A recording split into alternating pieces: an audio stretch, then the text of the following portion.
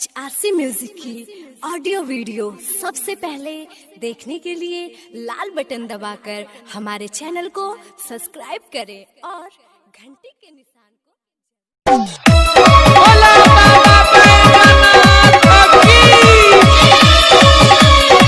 Recording by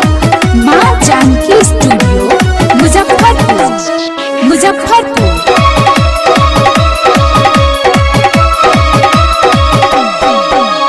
नैहर के हम हई दुलारी ए जी सुनी न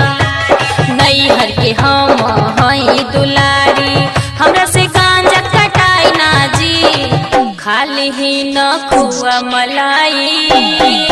हमरा से न भंगिया पिसाई जी हमरा से न भंगिया पिसाई जी हमरा से न भंगिया पिसाई जी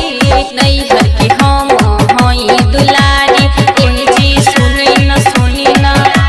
नैहर के हम हई दुलारी हमरा से गांजा कटाई ना जी खाली ही न खुआ मलाई हमरा से न भंगिया पिसाई जी हमरा से न भंगिया पिसाई जी हमरा से न भंगिया पिसाई जी।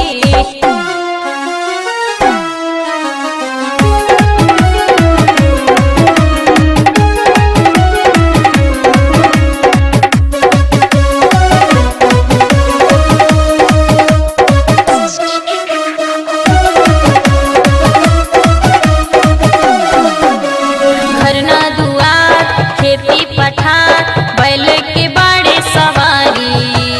दहिया में भसम चम चम चम के गला में नाग बटे कारी रे कारी आही रे माई घरना दुआर खेती पठार बैल के बाड़े सवारी दहिया में भसम चम चम चम के गला में नाग बटे कारी कारी माने न बात मनाई दिन रात ए जी सुनी न माने न बात मनाई दिन रात मिर्गी के छाल चढ़ाई लियो जी खाली ही न खुआ मलाई हमरा से न भंगिया पिसाई जी हमरा से न भंगिया पिसाई जी हमरा से न भंगिया पिसाई जी।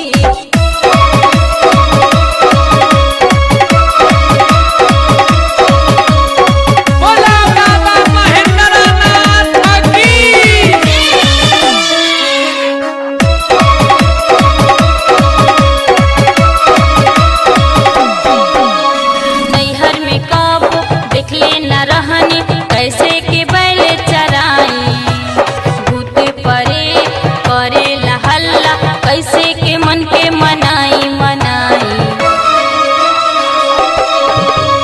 नैहर में कब देखले न रहनी कैसे के बैल चराई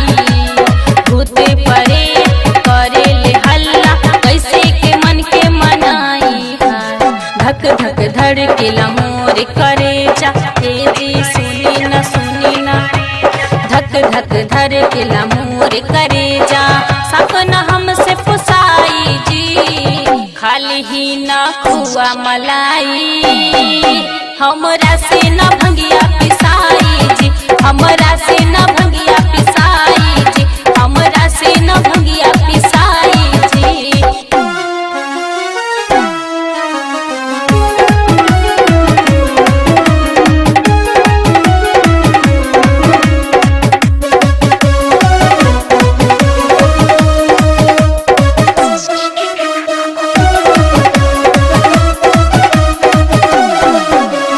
अजबे के ओढ़न गजबे के पहिरन जाटा में गंगा बिराजे दुतिया के चांद मारे मुस्कान दहिया पर बागंबर साजे साजे अजबे के ओढ़न गजबे के पहिरन जाटा में गंगा बिराजे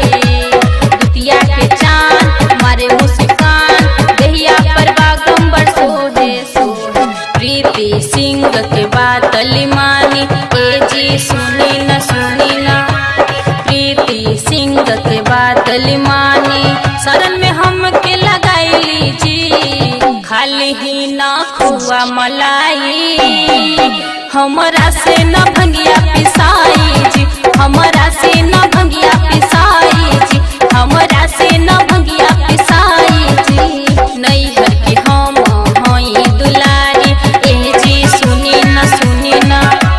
नैहर के हम हई दुलारी, हमरा से गांजा कटाई ना जी, खाली ही न खुआ मलाई, हमरा से न भंगिया पिसाई